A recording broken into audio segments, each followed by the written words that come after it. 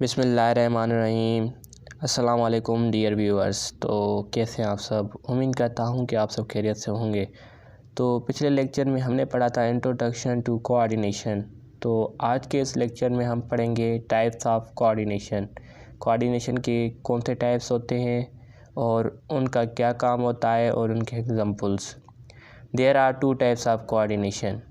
Coordination के दो types होते हैं, एक केमिकल कोऑर्डिनेशन और दूसरा nervous coordination. Both are interrelated and interact with each other to develop proper response. ये दोनों आपस में कनेक्टेड होते हैं, इंटरैक्ट करते हैं एक प्रॉपर रेस्पॉन्स बनाने के लिए। अगर हम प्लांट्स में देखें तो प्लांट्स में नर्वस सिस्टम मतलब कि दो कोऑर्डिनेशन, एक केमिकल कोऑर्डिनेशन होती है और नर्वस कोऑर्डिनेशन। तो प्लांट्स में जो कोऑर्डिनेशन होती है सिर्फ और सिर्फ केमिकल कोऑर्डिनेशन होती है, नर्वस कोऑर्डिनेशन नहीं होती। और हम एनिमल्स में दोनों होती हैं, जबकि उनके इंटरेक्शन से वो रेस्पॉन्स बनाते हैं। नंबर 1 है chemical coordination. It takes place by releasing specific signalling molecules such as hormones. ये तभी कोऑर्डिनेट करती है जब एक स्पेसिफिक किस्म की एक सिग्नलिंग मॉलिक्यूल जिनको हम हार्मोन्स कहते हैं वो रिलीज़ करते हैं by special cells or gland, जो कि एक स्पेशल सेल या कोई ग्लैंड सेल्स होते हैं उनसे बनते हैं। These molecules are release to stimulate or inhibit other cells or tissues of the body. अब इन मॉलिक्यूल्स के दो काम होते हैं, या तो ये एक चीज़ को स्टिमुलेट करेंगे मतलब कि रेस्पॉन्स करेंगे और या इनहेबिट करेंगे, वो चाहे सेल हो या टिश्यू, किसी बॉडी का टिश्यू हो या सेल हो। The target cells must have receptor molecules specially receiving molecules for signalling molecules. अब यहाँ पर मैं आपको बात बताऊँ, यहाँ पर केमिकल कंट्रोल में दो चीज़ होती हैं। एक उनकी हार्मोन की साइट ऑफ सिंथेसिस होती है जहाँ पर बनते हैं हार्मोन, और दूसरा होता है साइट ऑफ एक्शन, मतलब कि एक जगह एक बार बनते हैं और वर्क किसी और जगह पर करते हैं।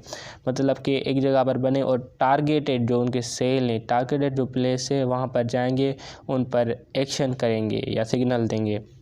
This kind of coordination is helpful in lower animals as well as plants. अगर हम देखें तो ये कोऑर्डिनेशन लोअर एनिमल्स और प्लांट्स में पाई जाती है because of their simple body plans and small size, क्योंकि उनकी बॉडी सिंपल होती है और उनकी जो साइज़ होती है वो बहुत छोटी होती है। नंबर 2 पे नर्वस कोऑर्डिनेशन। नर्वस कोऑर्डिनेशन में आपको बताता चलूँ ये ब्रेन से वाबस्ता होती है। It is an advance type of coordination. ये एडवांस टाइप ऑफ कोऑर्डिनेशन का क्योंकि बहुत फास्ट है, और केमिकल कोऑर्डिनेशन जो होती है वो स्लो होती है।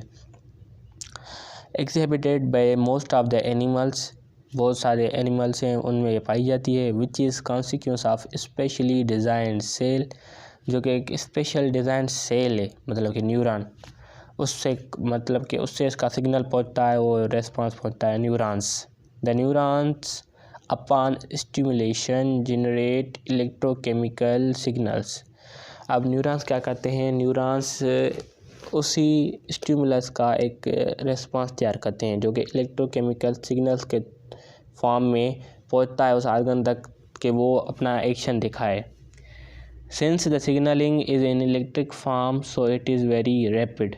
अगर देखें जो सिग्नलिंग है वो इलेक्ट्रिक के फॉर्म में है तो ये बहुत जल्दी होता है, मतलब कि आधा सेकंड भी कम लगता है, जल्दी में ये सिग्नल पहुंच जाता है। अब मैं कुछ आपको ब्रीफ व्यू दूँ इसका, तो ब्रीफ व्यू ये है कि जो केमिकल कोऑर्डिनेशन है वो स्लो है और नर्वस कोऑर्डिनेशन है वो जो है वो फास्ट है, क्योंकि उसमें हार्मोन्स हैं, इसमें स्पेशल सेल हैं न्यूरॉन्स। और नर्वस कोऑर्डिनेशन ऐसा होता है मतलब कि सिग्नल ऐसा होता है, मतलब कि आपको एक मिसाल दे दूं मैं, आपका हाथ है और जो है गरम कोई चीज़ पड़ी हुई है, बर्तन है वगैरह, फिर आप जैसे उसको हाथ लगाते हैं बर्तन को तो आप क्या हार्डनेस महसूस करते हैं। तो जैसे आप करेंगे, हाथ टच करेंगे उसको, तो आपका इसका जो रेस्पॉन्स है वो ब्रेन तक जाएगा कि ये गर्म है।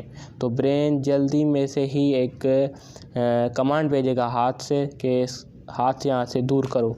तो आप जल्दी से उससे हाथ निकाल देंगे, ये आपका रेस्पॉन्स है। तो नर्वस कोऑर्डिनेशन ऐसे होती है और जल्दी होती है। और a comparison of nervous coordination with chemical coordination. अब इस चार्ट में हम पढ़ेंगे नर्वस कोऑर्डिनेशन और केमिकल कोऑर्डिनेशन के बीच में क्या कंपैरिजन है, क्या डिफरेंसेस हैं। सबसे पहले कोऑर्डिनेशन, नर्वस कोऑर्डिनेशन और केमिकल कोऑर्डिनेशन। हम एक एक पॉइंट पढ़ेंगे, पहले नर्वस की फिर केमिकल की, देखेंगे कि क्या कौन सा फ़र्क है इसमें। नंबर 1 पॉइंट है एक्टिविटी ऑफ न्यूरॉन्स। सही है, इसमें न्यूरॉन्स की एक्टिविटी होगी activity of special secretory cells, hormones. और number 2 signal type is electrochemical. इसमें सिग्नल टाइप जो है वो इलेक्ट्रोकेमिकल है, ये तो पता पीछे पर क्या है। दूसरा है signal type is purely chemical, क्योंकि केमिकल का है, केमिकल कोऑर्डिनेशन है तो इसमें केमिकल ही सिग्नल पहुंचाएगा। और 3 है rapid in action. Nervous coordination होती है वो रैपिड होती है, जबकि केमिकल कोऑर्डिनेशन स्लो होती है। Number 4 response is shorter duration. Nervous coordination में जो टाइम लगता है बहुत शॉर्ट लगता है, और जबकि केमिकल कोऑर्डिनेशन में रेस्पॉन्स बहुत टाइम लेता है। और number 5 advance type of coordination. ये जो नर्वस कोऑर्डिनेशन है वो एक एडवांस टाइप है, बहुत एक्स्ट्राऑर्डिनरी है, जबकि केमिकल कोऑर्डिनेशन पुराना है, प्राइमिटिव टाइप ऑफ कोऑर्डिनेशन ऐसे के लिए। नंबर 6 पर है exclusively related to animals. Nervous जो कोऑर्डिनेशन होती है वो एनिमल्स से रिलेटेड होती है, जबकि जो केमिकल कोऑर्डिनेशन है रिलेटेड टू ऑल ऑर्गेनिजम्स, सभी ऑर्गेनिजम्स से वाबस्ता होती है। लेकिन उमूमन प्लांट्स में अगर देखें तो प्लांट्स में नर्वस कोऑर्डिनेशन नहीं होती, लेकिन केमिकल कोऑर्डिनेशन होती है, हार्मोन्स होती है। जैसे आपको मैं बता दूं, ऑक्सिन हो गया, जिब्रेलिन हो गया, ये हार्मोन है, तो उसके मतलब के ग्रोथ वगैरह में काम आते हैं। लास्ट पॉइंट ये कि इन्वॉल्व्स न्यूरोट्रांसमीटर। इसमें न्यूरोट्रांसमीटर होता है नर्वस कोऑर्डिनेशन में, जिसको हम एसिटाइलकोलाइन कहते हैं। और केमिकल कोऑर्डिनेशन में involves other signalling molecule such as hormone. तो इसमें सिग्नल जो पहुंचाता है वो हार्मोन्स पहुंचाते हैं। अब हम पढ़ते हैं coordination in lower organisms and plants, के लोअर ऑर्गेनिजम्स और प्लांट्स में कोऑर्डिनेशन कैसे होती है। सबसे पहले मैं आपको बताता चलूँ कि लोअर ऑर्गेनिजम्स जैसे आपके प्रोकैरियोट्स हो गए, जैसे आपके प्रोटोजोन्स हो गए, जैसे आपके एल्गी, फंजी एंड प्लांट्स हो गए, ये आपके लोअर ऑर्गेनिजम्स और लोअर प्लांट्स हैं। इनमें क्या होता है, इनमें केमिकल कोऑर्डिनेशन होती है। किस चीज़ से होती है? Through signalling molecules release usually in the form of hormones. कौन एक सिग्नलिंग मॉलिक्यूल्स होते हैं जो कि रिलीज़ किए होते हैं, जिससे इनका रेस्पॉन्स आता है, जिसको हम कहते हैं hormones. To regulate the movement को रेगुलेट करने के लिए, मतलब कि कोई चेंज आई उसको वापस अपनी स्टेट नॉर्मल कंडीशन में लाने के लिए, ग्रोथ में, उनकी ग्रोथ किसी पार्ट्स की हो, किसी आर्गन की हो, मेटाबॉलिज्म मतलब कि जो केमिकल एक्टिविटीज़ हैं, केमिकल रिएक्शंस हैं, उनके लिए भी काम आते हैं। रिप्रोडक्शन मतलब कि अपनी जनरेशन को बढ़ाने के लिए।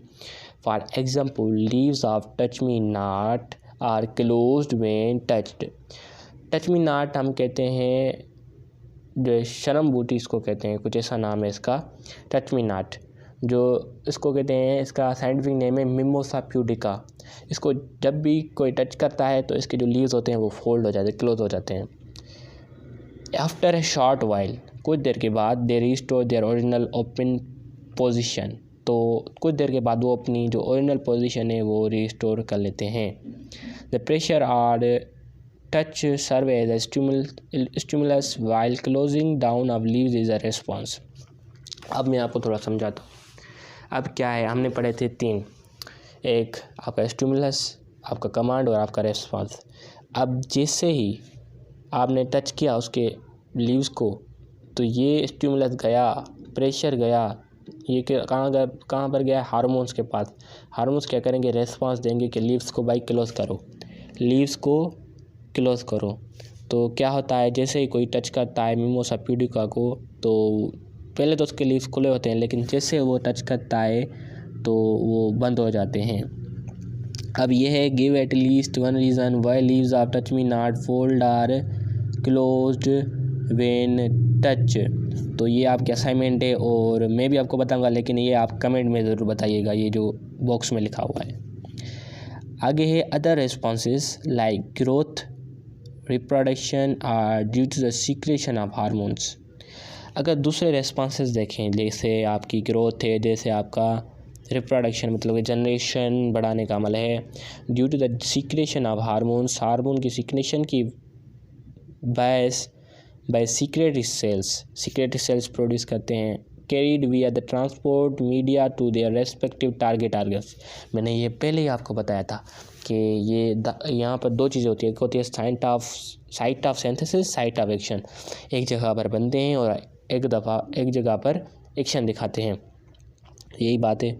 इन other fascinating movement in the turning toward the direction of sun is sunflower. अगर हम देखें तो जिस तरफ सन की रोशनी होती है उसी तरफ प्लांट की मूवमेंट भी होती है, मतलब उस तरफ ज़्यादा ग्रोथ होती है।